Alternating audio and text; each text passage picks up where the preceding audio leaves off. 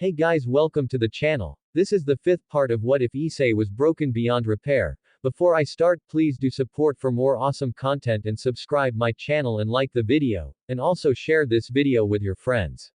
Let's start the video. Issei and the rest of the orc went to the back of the old school building, since Kiba wanted to fight one of the two exorcists. Zenobia was the one that stepped up to the challenge. Akeno, is the barrier set up? We don't want anyone to see this. Rias said. Akeno nodded. Zenobia unwrapped Durandal from its cloth and stabbed the stone floor with it. Kiba summoned his own sword while glaring at Durandal. Are you ready, Knight of Grimoire? Zenobia asked. When she said that, Kiba started to laugh like a maniac. Everyone besides Issei was looking at him, worried. The thing that I have wanted to destroy my whole life is right in front of me. Why wouldn't I be ready? Kiba said as he got in his stance. Zenobia also got in her own fighting stance, raising her sword from the ground. Kiba dashed towards Zenobia with all his speed and clashed his sword with hers. Kiba's sword now had a few cracks in it, making his eyes narrow. Zenobia pushed Kiba away with Durandal. She then immediately striked back downwards with Durandal, shattering Kiba's sword into pieces.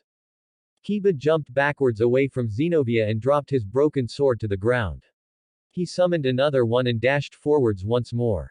Kiba went to strike her downwards, though he faked his attack and hit Zenobia in her left shoulder, successfully cutting her. Zenobia didn't even flinch at the wound caused by the knight. Instead, she swung her sword to the left. Kiba blocked the attack at the last possible second, though it caused the destruction of his second sword. Kiba growled in frustration at the sight of his broken sword. He summoned another one as he dropped the broken one. This time it was Zenobia who dashed towards Kiba. Kiba used his speed to his advantage and disappeared before Zenobia could reach him. He reappeared behind her, only to disappear again when Zenobia turned around and swung Durandal. Kiba then started to pick up his pace. He kept on disappearing, making a few illusions of himself. Zenobia was now finding it difficult to strike Kiba. Everywhere she turned, she could see a brand new illusion from Kiba's speed. Zenobia then felt a bit of pain in her lower left leg. She looked down and saw her knee was bleeding a bit. She then felt her right shoulder being cut this time. Rahhhhh. Zenobia shouted as she swung Durandal in a circle. She managed to find Kiba, who blocked her attack. His sword managed to stay intact this time.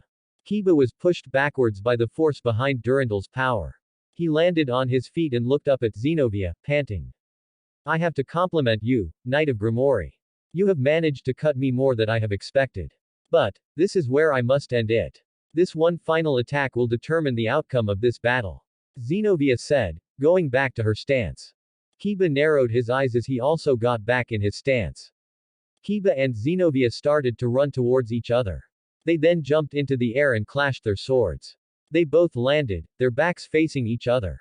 Zenobia was looking forwards, while Kiba was looking down, his blonde hair covering his eyes.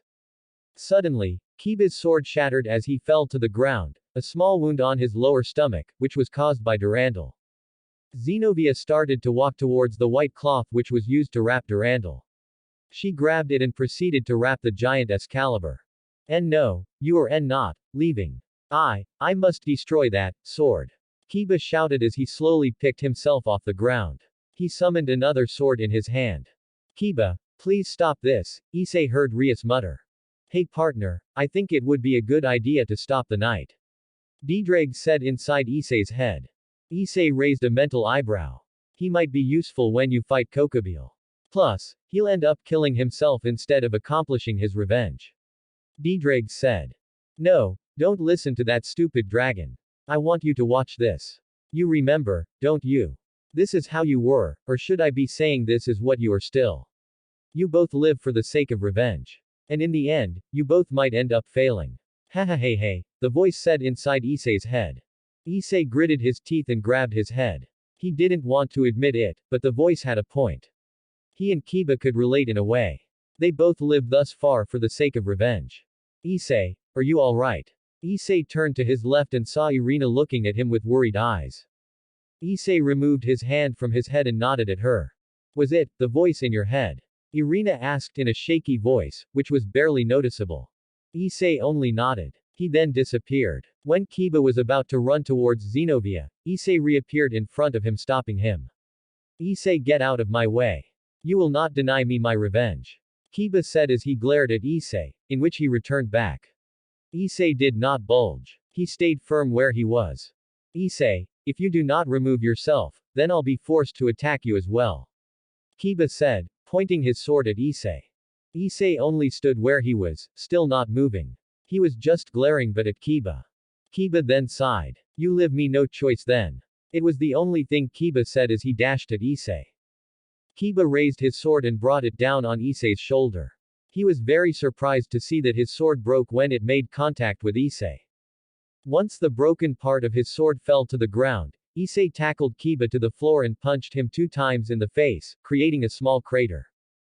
Kiba was still conscious, but he could not move.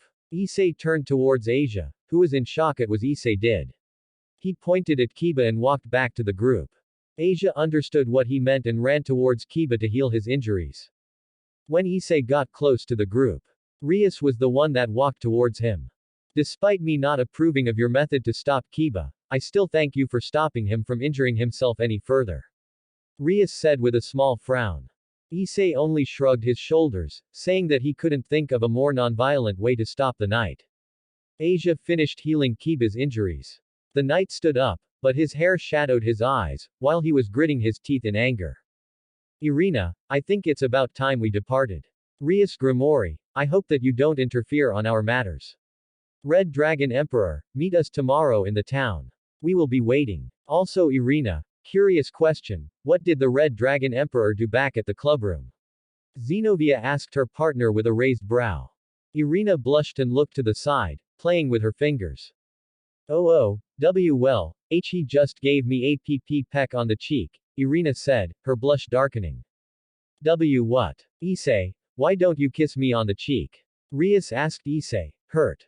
Issei sighed and face palmed. Issei then looked towards Kiba, who was starting to walk away. Rias also noticed. Yuto. Don't leave. You're the Knight of Grimori after all. It would be troublesome if you turned into a stray. Rias shouted as she walked up to him.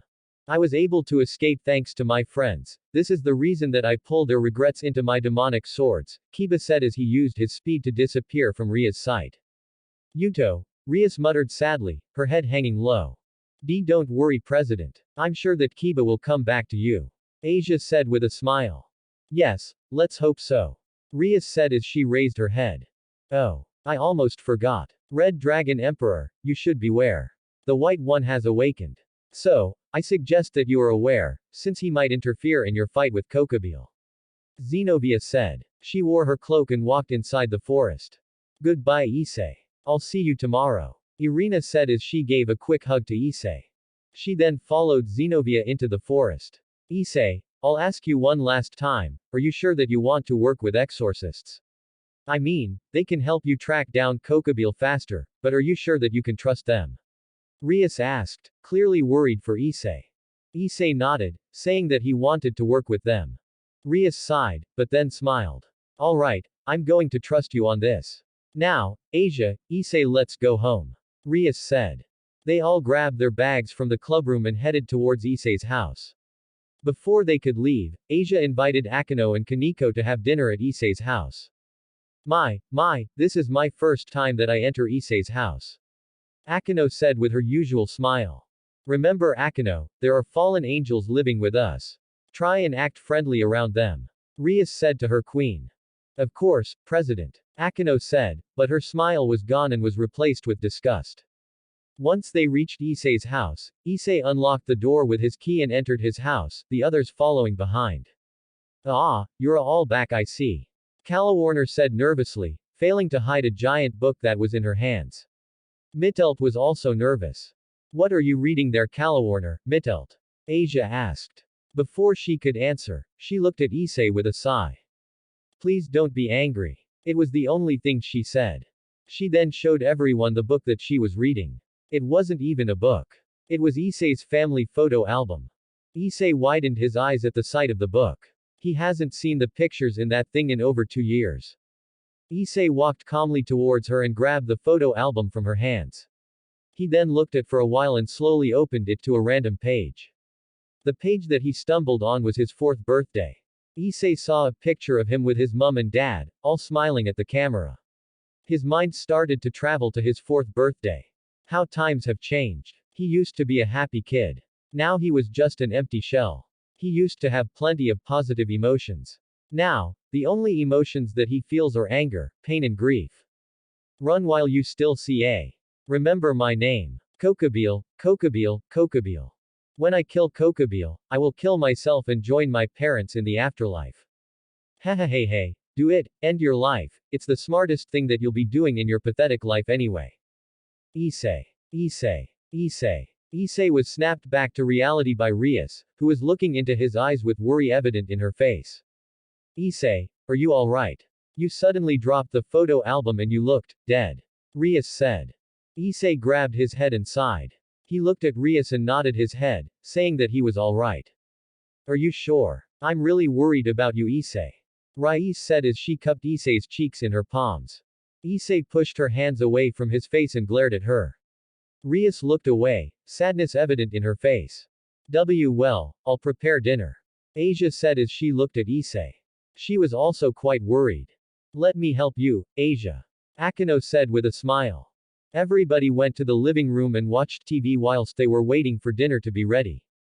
Issei could see Rias glance at him a few times. She must be really worried about him. Though Issei just ignored her. Issei, can you go to the store real quick? I need you to buy some things. Akino said from the kitchen. Issei stood up from the couch and went to the kitchen. Akino handed him a small piece of paper that had everything that he had to buy. Issei opened his door and headed to the nearby store. Once he bought everything that he needed, he exited the store and started to walk back to his house. Suddenly, he collided with someone. They both stumbled back a bit. Once Issei raised his head, he was met with a pretty familiar face. A tall man stood in front of him, appearing to be in his 20s with an average build, black hair, golden bangs and black goatee. He was wearing a black leather jacket with black pants. Shit, sorry about it's you kid. It has been a while. The man said with a grin, once he realized who he collided with. It's good to see you as well, Azazel. Drake responded. Ah, I see that you haven't spoken yet since the last time we met. How have you been doing, Red Dragon Emperor? Azazel asked, the grin remaining on his face. We have been trying to find your subordinate, Kokobile. It's said that he's here in Japan, more specifically, this town. The only thing that we know as far is that he wants to start another great war. My partner and a few others are plotting against him. Drake said. Azazel stopped grinning, his expression turning serious. I have always suspected that Kokobile wanted to start another war between the factions. It seems that he still resents me from retreating first from the war. Though even if he didn't want to start another war, I suspect that you two would still go after him for what he did to you. Azazel said, pointing at Issei. Yes, we would still pursue him, even if he didn't want to start another war.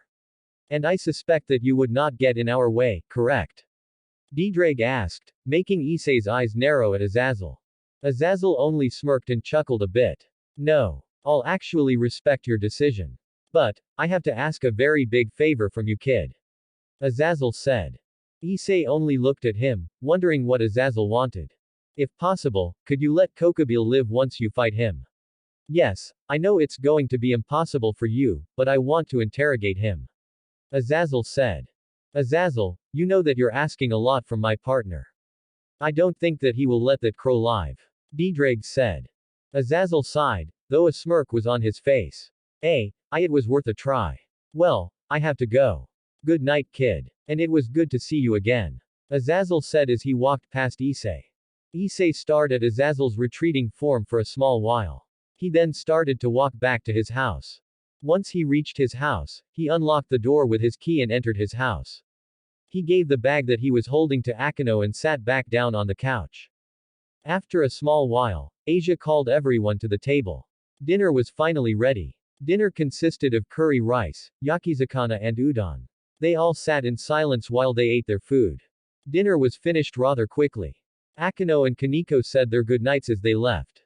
Issei yawned. He walked up the stairs and entered the bathroom. He took a shower and brushed his teeth once he finished his shower.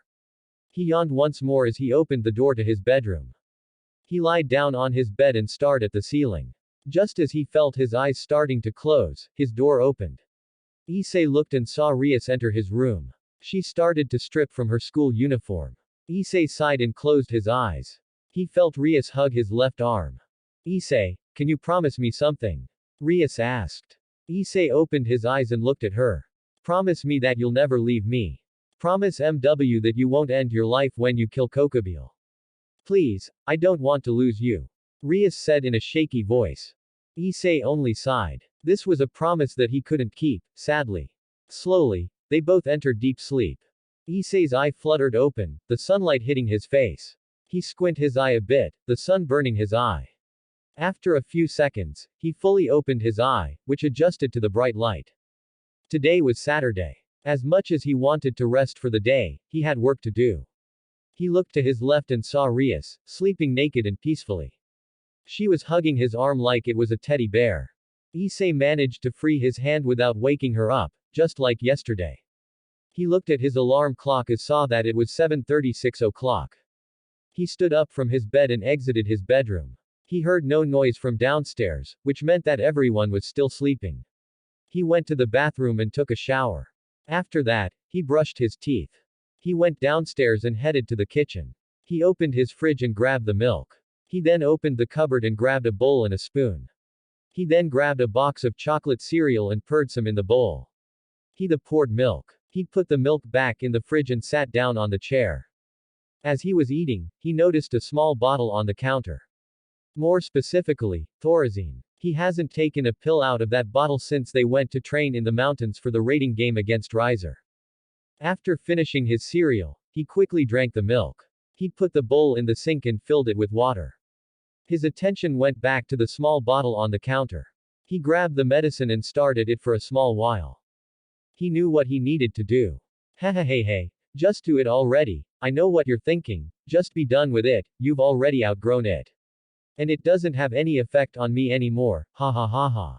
Take as many as you want, it still won't have any effect on me. The voice in his head shouted. Issei could just feel its sadistic, wide smirk. He poured all the pills that remained in the small bottle in his hand. He then put them all in his mouth and swallowed. He threw the empty bottle to the ground and sat back down on the chair, his hands on his forehead. Partner, you do realize that if you were a normal human, it would kill you taking that many pills, right? Drake asked rhetorically. Issei though, nodded. And, are you sure that this is wise? This was the only way for you to keep the voice in your head quiet. Drake asked once more. Issei only sighed. He knew this wasn't a good idea. But, he might fight Kokobile sooner than he thought. And if he comes out victorious, he will end his life. And if he loses, then he dies. Win or lose, the end is still the same for him, because he will die no matter what. Drake said nothing. He wasn't going to stop him. Even if he tried, he knew that it wouldn't change his mind. So when the time finally comes, he'll just move on to another host. Yawn. Good morning kid. Issei looked towards the stairs and saw Calawarner, rubbing her eyes with a small yawn. Issei nodded at her, saying good morning in his own way.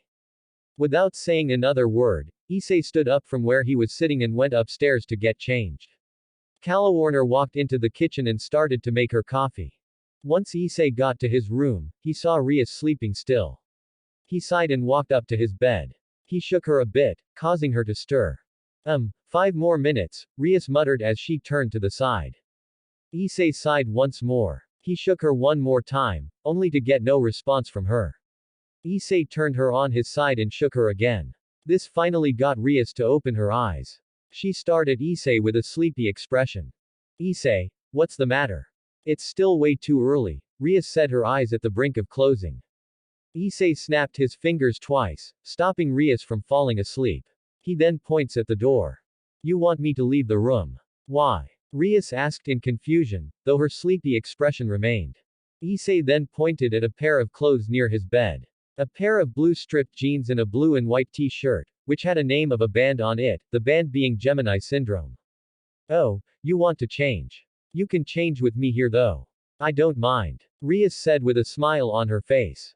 Issei sighed, irritated. He walked up to her and picked her up bridal style, causing Rias to blush in surprise. He dropped her lightly to the ground, outside of his room and closed his door, making sure to lock it. Rias pouted. She walked to the left of the hallway in order to wake up Asia. She opened the door and walked towards Asia's bed. She put a hand on her shoulder and smiled. Asia, it's time to wake up. Rias said gently. Asia stirred awake and slowly opened her green eyes and looked at Rias. President. Good morning, Asia said as she stood up from her bed and rubbed her eyes with a small yawn. Good morning to you as well, Asia. It's time to make breakfast. I'll be waiting downstairs, Rias said as she walked out Asia's bedroom. Issei unlocked his door and walked out his bedroom, wearing his clothes. He yawned while he walked down the stairs. He looked at the clock on the wall and saw that it was 8:19 o'clock. It was probably best if he leaves to meet up with the two exorcists. He grabbed his spare key from the counter and walked to the front door. Just as he was about to open it, someone interrupted him. Issei, are you going to meet up with the two exorcists now? Issei turned around and saw that it was Rias who asked the question. He nodded and her. She walked up to him and gave him a quick hug. Once she broke the hug, she looked at him with a worried face. Come back to me safe. It was the only thing she said. She then walked back into the kitchen when she saw Asia coming down the stairs. Goodbye, Issei. Please make sure not to hurt yourself, Asia said with a concerned face, but smiled nonetheless. Issei nodded at her and opened the door. He stepped out of his house and closed the door, putting the spare key into his pocket. Town center. Issei quickly walked to the town center. He began to look around for the two exorcists, but had no luck as of yet. Once he was about to move to another location, he heard a voice calling his name. Issei. Issei turned around and saw Kaneko step out from behind a small tree. She was wearing a white shirt with a small skirt. Issei looked at her with a raised brow. Kaneko took a breath and looked at Issei in the eyes. Are you looking for the two exorcists? Kaneko asked. Issei nodded. Are you also going to help with Kiba? Kaneko asked hopefully. Issei shook his head. He then pointed to himself, saying that he is only doing this for himself, not for anyone else. Please Issei, please help Kiba as well. I don't want to lose him, Kaneko said with a pleading voice. Issei could only sigh. Partner, just accept. You don't have to do anything, Diedreg said. Issei sighed once more at Diedreg's words. He looked at Kaneko and nodded his head. Thank you, Issei. Kaneko then flashed one of her rare smiles. Issei only waved her off and mentioned for her to follow him. They walked around for a bit in silence, but they saw no sign of the two exorcists. Just as they were about to enter a cafe, they saw two hooded figures sitting on the paving. They had their hands up. Please help God's lost lambs. The one on the right, Zenobia, said. Any small amount is gladly appreciated by the Lord. The one on the left, Irina, said. People that were passing by were looking at the duo with weird eyes. Issei and Kaneko can't blame them though. It was weird seeing two hooded girls asking for money. The two exorcists put their hands down and sighed. I knew that this would be difficult. People in Japan don't share our strong belief in God, Zenobia said. I know, but we have to get money some way or another, Irina said. If you hadn't wasted all our money on that fake painting, then we wouldn't be in this situation, Zenobia accused Irina, pointing at the painting that was on Irina's right. What? This painting is an authentic painting of Saint Peter, Irina said, defending herself. Even Issei, who didn't know how Saint Peter looked like, knew immediately that the painting was fake. It was very poorly drawn and the canvas that it was painted in had a few holes in it. Irina, just look at the state of it. Saint Peter does not look like that, Zenobia shouted. Yes, it does look like him. Look right here, Irina shouted back, pointing at a random line in the painting. You're pointing at nothing. Just admit that you're in the wrong, Zenobia said. Just then both their stomachs screamed in hunger. They both bent their heads down and held their stomachs tight. Let's stop for now and let's find a way to get money so we can get something to eat, Zenobia muttered. Agreed, Irina responded in the same tone as Zenobia. Issei could only face palm at the situation in front of him, while Kaneko was looking confused. Issei gave an irritated sigh as he and Kaneko approached the two exorcists. Gusto restaurant. It's just like I thought. Japanese food is the best, Zenobia said while she was eating a bowl of rice. See. I told you that it would be delicious. Irina said, while she was eating her own bowl of rice. Issei and Kaneko were staring at the two eating their meal. Issei ordered a cup of coffee only, while Kaneko ordered nothing. Once the duo finished their meal, they leaned back into their chairs and let out happy sighs. This was the best, thank you again Issei. Irina said with a big smile. Issei waved off her thanks. Now, before we get to business, why is the devil of Rias Grimoire with you? Zenobia asked as she looked at Kaneko. I want to help Kiba. The night you fought. Kaneko said. And what are you planning to do so you can help your friend? Zenobia asked with a raised brow. When the whole ordeal with Kokobile ends, can you please leave us an Excalibur so we can try and destroy? Kaneko asked. Zenobia put a hand on her chin. Well, I suppose we could leave one to you, if you can destroy it that is. Just don't let the higher-ups find out. We don't want to get into trouble. But in return, you will aid us in this search for Kokobile. Zenobia said. Zenobia, are you sure about that? She is a devil you know. Irina said. Zenobia sighed and looked at her partner. Irina, to be honest, finding Kokobile on our own, plus the Red Dragon Emperor is not going to be an easy task. We are going to need all the help that we can get. Zenobia said. You're right, but still accepting help from a devil is, Irina started, but didn't finish. I accept. But I will help because of Issei, Kaneko said as she looked at Issei, who looked back at her. Issei, it will be sad if you disappeared as well. A lot of people will be sad, including me, so don't end yourself. Kaneko said as she looked at Issei with a sad expression. Though Kaneko looked sad, Issei had made his mind a long time ago. Nobody will be able to change his mind. He just sighed and shook his head, making Kaneko's expression turn even more depressed. I'll call Kiba and tell him to come here. Excuse me. Kaneko muttered as she stood up and walked outside. She came back after a few seconds. Kiba also arrived after a short while, making everyone assume that he used his speed as a knight to come here a lot faster. He sat down and ordered his own coffee. So is it true? Will you leave us an Excalibur here to destroy? Kiba asked as he takes a sip of his coffee. Yes, if you can destroy it that is. Zenobia said. Kiba then frowned. To be honest, I feel unsatisfied that you're willing to leave an Excalibur here, just like that. Kiba said. Now it was Zenobia's turn to frown. How rude. We are willing to cooperate with you. Be glad that you're not a stray, or else I would have already cut you down. Zenobia said. You say that like you could do it. Kiba said, glaring at the girl. Considering that I was the victor during our spar, I would say that it should be an easy task. Zenobia said with a small smirk. Before Kiba could argue any further, he and everyone else at the table felt Issei raise his aura a bit. It was more like a warning. Come on, now it's not the time to be arguing with each other.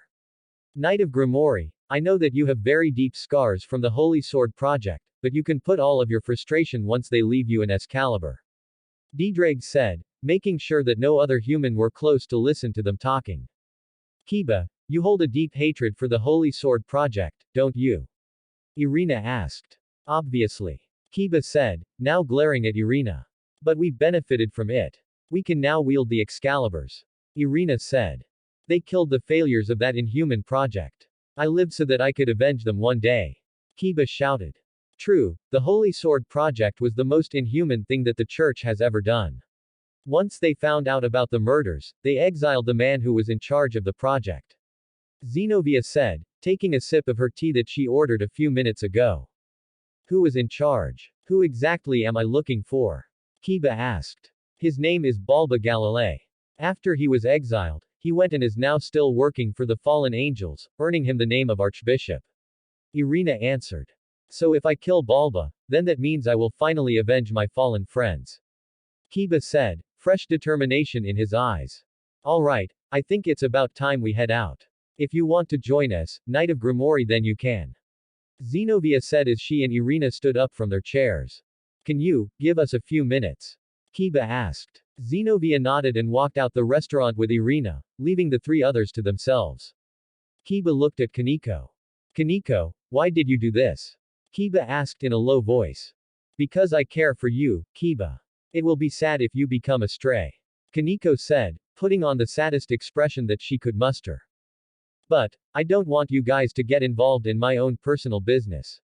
Kiba said. Kiba, we are a peerage and peerages are like family. So please, please don't leave us. Kaneko said. Kiba this time laughed weakly and closed his eyes. Ha ha ha, I give up. If you say that and look at me those sad eyes, then I won't have any reason to refuse. Thank you Kaneko. Kiba said with a small smile on his face, causing Kaneko to smile back at him. They all stood up and rejoined the exorcists outside. So, where does our search begin? Kiba asked. There's a church nearby where the bodies of ex-exorcists, one of them being freed Salzan and another body of a fallen angel. We could begin our search there. Zenobia said. Issei then remembered the exorcists and the fallen angel, Danasik that he killed when he went to save Asia. There's no real reason to investigate there. We already did a full investigation. Kiba said, not mentioning that Issei was the one that killed all the people at the church. So, you guys didn't find anything that can lead us to Kokobile?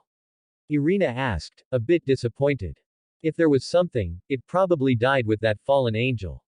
Kaneko said. Everyone except Issei nodded with what Kaneko said.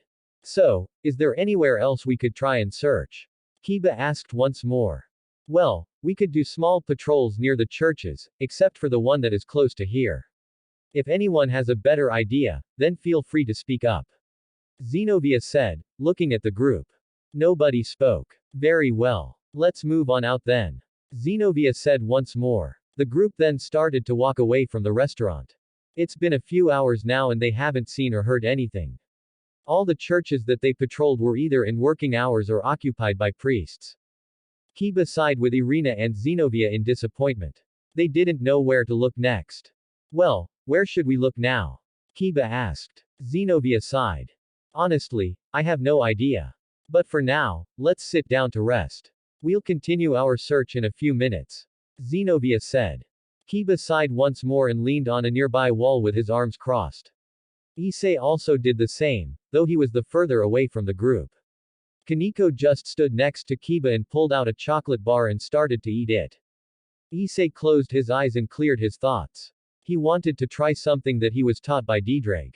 Didrag didn't really see it as a technique, as it was more of the dragon's hearing capabilities. He blocked out the sound that was around him and concentrated hard. He was starting to hear something. Boss Balba, this works. A voice he didn't recognize said. Yes, sure, this before. The man who was Balba said. Issei opened his eyes and looked to his right. That was the direction that the two voices were coming from. Issei started to walk to the direction from where he heard the two voices. He didn't get very far though, as he was stopped by Zenobia. Where do you think you're going, Red Dragon Emperor? Zenobia asked. Issei turned around and looked at her. He then pointed at the direction he was going, earning a look of confusion from the others. Issei sighed and transformed his right arm into the boosted gear. We might have found out where Balba is. The direction that my partner pointed is where he is. Didrag said, causing Kiba's eyes to widen in surprise. Kiba stood up immediately and summoned his sword, a look of determination and anger in his eyes. Then what are waiting for? Let's go. Kiba said as he started to run towards the direction Issei pointed. The rest also started to run after the knight, not too far behind. After a few minutes of sprinting, the two voices were beginning to sound louder and clearer in Issei's ears. Very good, we are almost done. A few more minutes and he'll be back. Balba said. Boss, I feel someone is approaching us. Should we take care of it? The unknown man said. If they are here for us, then go ahead. Try to stall them for as long as you can. Balba said. Issei growled and began to run faster than everyone else. Everyone, you might want to pick your paces up a bit. Balba knows we're coming for him. There's going to be a few guards, so prepare yourselves. Didrag said. Everyone nodded and began to run faster as well. Soon, they were met with an almost built church. There was no paint on the outside's walls and there were construction ladders on both sides of the church. The doors that were in front were blown up. Once they got a bit closer, around 10 fallen angels came out the front door of the church, all of them summoning their light spears. Attack! Kill them all! The unknown fallen angel shouted, causing the other fallen to throw their light spears. Everyone was easily able to dodge the light spears. Zenobia pulled out Excalibur Destruction, whilst Irina pulled out Excalibur Mimic. Kiba summoned a random sword form his infinite armory and Kaneko took her fighting stance. Issei had already summoned his boosted gear, but he also extended his red dragon wings from his back. Kiba dashed at a fallen angel and swung his sword downwards, but the fallen quickly summoned his own light spear and used it to block Kiba's attack. Kiba kicked the fallen in the stomach, sending him a few feet back. He swung his sword to the left and blocked another incoming light spear. He then focused on the fallen that he kicked. He dashed once more and swung his sword, cutting the fallen on his chest. Kiba swung his sword again, cutting the fallen again on the chest for the second time. He swung again and again and again, until he swung one last time, sending the fallen to the ground, bleeding. The fallen did not stand up again. Kiba looked towards the other fallen that threw the light spear at him. He started to run towards him with his incredible speed. The fallen began to throw light spear, but Kiba dodged them easily by dashing to the right or to the left. Once Kiba was close enough, he dashed one last time towards the fallen and swung his sword to the right whilst crouching a bit, cutting his liver. The fallen fell to the ground with blood coming out of his mouth. Arg. Kiba looked behind him and saw Zenobia swinging her sword in a circle, successfully cutting down the fallen that was in front of her. Zenobia looked at her left and saw a fallen preparing to throw a light spear at her. Zenobia narrowed her eyes a bit and started to run towards the fallen. The fallen threw his light spear at her, but she raised her Excalibur Destruction over her face, making it take the attack. The light spear shattered when it made contact with the Excalibur.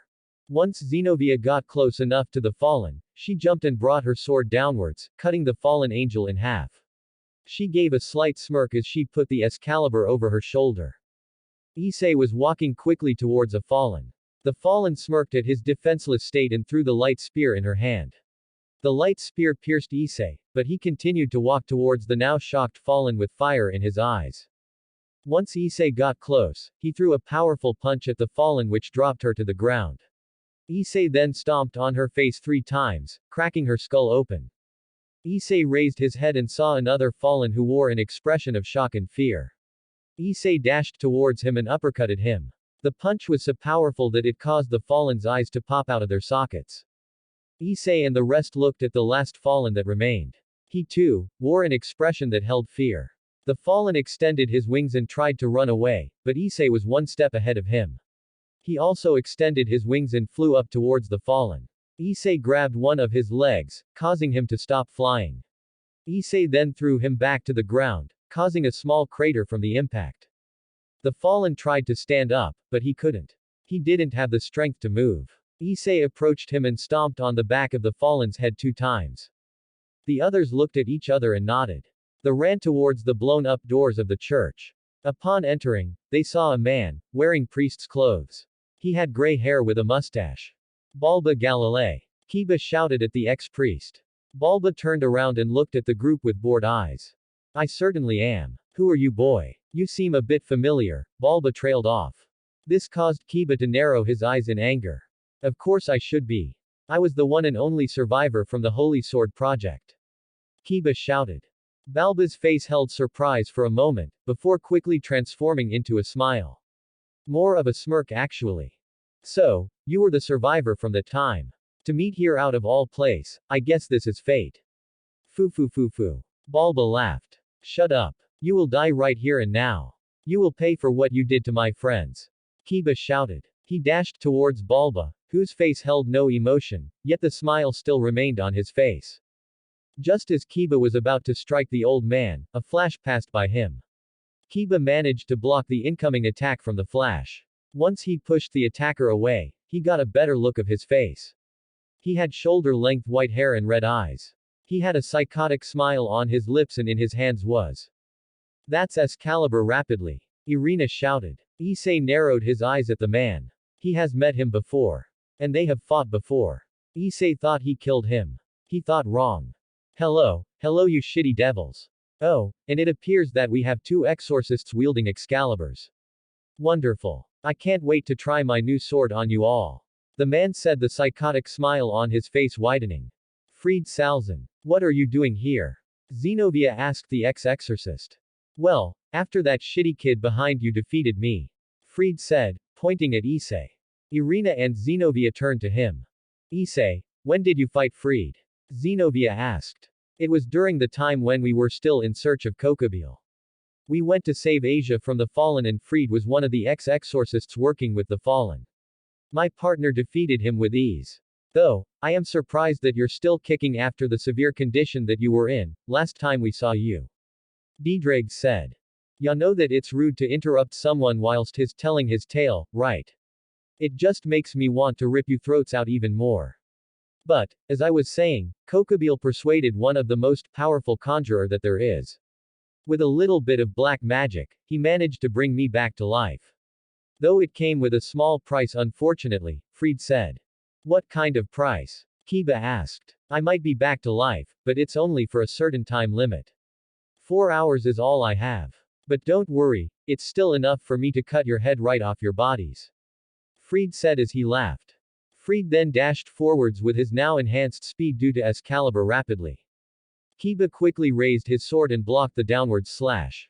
Kiba pushed Fried away and went for the counter-attack, but Fried jumped back, again using his speed. Fried kept his maniac grin as he dashed towards Kiba once more. Kiba also dashed towards Fried, both swordsmen's swords colliding with each other with a loud clang. Kiba grunted a bit as pulled his sword back and quickly slashed Fried across his chest. Fried growled in pain, his maniac grin disappearing for a second. He grinned at Kiba once more and started to laugh. Kiba raised his brow at his enemy's actions. Fried stopped laughing and looked at Kiba with a psycho look in his eyes. This is so wonderful. I finally get to fight a worthy opponent, other than the kid that managed to kill me. I just wish that I could stay here and fight with you a bit longer. But unfortunately, me and the old man must depart. Let's go, old man Balba. Fried shouted. Suddenly a magic circle appeared beneath Fried and Balba. After a sudden flash of light, they both disappeared. Oh no, you two are not getting away that easily. Kiba said as he also disappeared using his speed. Hey, wait for us. Irina shouted as she and Zenobia started to follow the direction Kiba was heading. The only ones left in the church were Kaneko and Issei. Kaneko started to run after the two exorcists, but stopped when she noticed Issei standing still.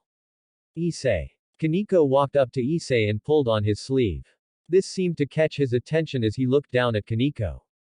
Should we follow them? Kaneko asked. That would not be the best idea as of now. I don't think that both the knight and the exorcists know where they're going. Right now, we should focus on creating a plan in order to defeat Kokobile. Diedrag said. Issei and Kaneko walked out the church. They were met with a small surprise. Rias and Akino, along with Sona a few other people Issei didn't recognize were waiting for them outside. Once Rias spotted them, she ran up to them. Kaneko, Issei, are you two okay? She asked with worry. Issei and Kaneko nodded. Thank the Mao. I feel so relieved. Though Kaneko, I did not give you orders to participate in the search with Issei and the exorcists. Why would you do that? Rias asked in a stern voice. Kaneko looked at Rias with a sad expression. I only wanted to help Issei and Kiba. I don't want them to disappear, she said. Rias' expression softened as she kneeled down to Kaneko's level and pulled her into a gentle hug. Oh Kaneko, you don't need to worry about that. Kiba and Issei are going nowhere. She said with a small smile. You don't sound very sure when you said Issei's name. Kaneko said. Ria's smile fell as she looked at Issei. He was leaning on the church wall, looking down at the floor with his hair covering his eyes. That's because I'm not. But I made a promise that I'll make sure to keep. I promised that I'll try my best in order to keep Issei from committing suicide. I won't give up on him. Rias said, her smile returning as she stopped her hug with Kaneko. Now, since you went behind my back, I'll have to punish you, unfortunately. Rias said. Kaneko nodded slowly and fell down on her palms and knees, sticking her butt out. Rias covered her hand with devil energy and prepared to spank her. Issei caught her hand before she could lower it. She looked at Issei with a surprised expression. Rias Grimori, now it's not the time to punish her. You will punish her once this whole ordeal with Kokobile is over. Diedrag said in an irritated tone. Rias sighed as the devil energy disappeared from her hand. Alright, she'll get her punishment when all of this is done and over. Don't expect me to forget. Rias said. Kaneko stood up and looked at Issei. She nodded at him in thanks. So, what now, Sona? Rias asked. Sona put a hand on her chin and closed her eyes with a sigh. The best thing to do at the moment is wait and plan. We can't just rush at one of the fallen angel leaders. Sona said. Rias nodded. All right, everyone. Let's head to the clubroom and think of our next move. Rias said.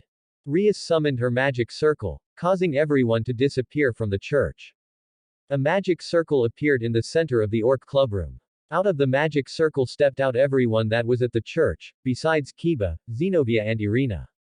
Rias went and sat down behind her large desk and crossed her arm, a serious expression on her face.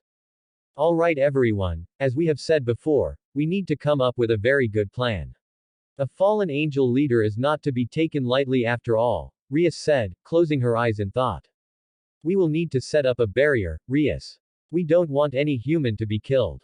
Akino said with her usual smile. I already have that part covered. Whilst you guys confront Kokobile, me and my peerage will make sure that the barrier is up. Sona said. Okay, there goes one problem. But what next? Rias asked, still in thought. Why don't you give your brother a call? I'm positive that he'll send the help that we need. Sona said. No, I don't want to involve him in this mess. His work is much more important. Speaking of my brother, why don't you ask your sister? Rias asked her childhood friend. Sona closed her eyes and sighed heavily. My sister, no, your brother loves you very much. I'm sure that he won't hesitate to send reinforcements. Sona said, adjusting her glasses. Don't worry, I have already informed Searsex of the current situation. Akino said, holding her cell phone up. Akino. Why would you do something like that? Rias asked her queen angrily. Akino's smile vanished as she glared at her king in anger. Rias, I know that you don't want to trouble your brother, but this problem goes way beyond your power. I know that you want to take care of it, because it happened in your base. Your territory. It's like I said, this matter goes way beyond your power. Let's borrow the strength of a Mao. Akino said. Rias continued to glare at her queen for a small while, before closing her eyes and sighing. Alright, I'll accept my brother's help. Rias said, though everyone could tell that she was not happy. Akino's smile returned once she heard her king say that. I'm glad that you understand, Rias. It was all Akino said. She also gave a small bow to Rias. Alright, now that we're a bit prepared, what comes next? A blonde-haired boy with light gray eyes asked. He was wearing the Kuo uniform. I think it will be best if we wait for the other three to return. Though, if they don't return, then I'm afraid that we will have to confront Kokobile without them. Sona said. Sona, don't say things like that. I'm certain that they will return, unharmed. Rias said. I'd like to hope that as well, Rias. But we must also think of some, what-if, scenarios. They could run into Kokobile himself while they're out there. Sona said with closed eyes and crossed arms. Rias looked away. I know, but I'd rather not think about it. I want to believe in my knight's abilities. And the other two as well. Rias said. There was a small silence in the room. Issei sighed and turned around, walking towards the door. Issei, where are you going? Rias asked. Issei sighed once more. Rias Grimori, you might have time to waste, but we don't. If you want to stay here then so be it. But we are going to continue our search, with or without you. Ddraig said as Issei opened the door and left the clubroom. Once Issei got outside, he extended his wings and took flight. He activated his dragon hearing so if anything suspicious was happening, he'll be able to hear it. Hey partner, mind if I tell you a small story while we're alone? Ddraig asked. Issei raised a brow at this. He nodded his head. I remember a long time ago, I had a host that was similar to you. Scars on his left eye, blinding him, and another one that went across his chest. He also lived for the sake of revenge. Though I don't remember his reasons for revenge, I do remember his name. His name was Udai Yu. As we traveled, I learned that he also wanted to end his life when his revenge was over.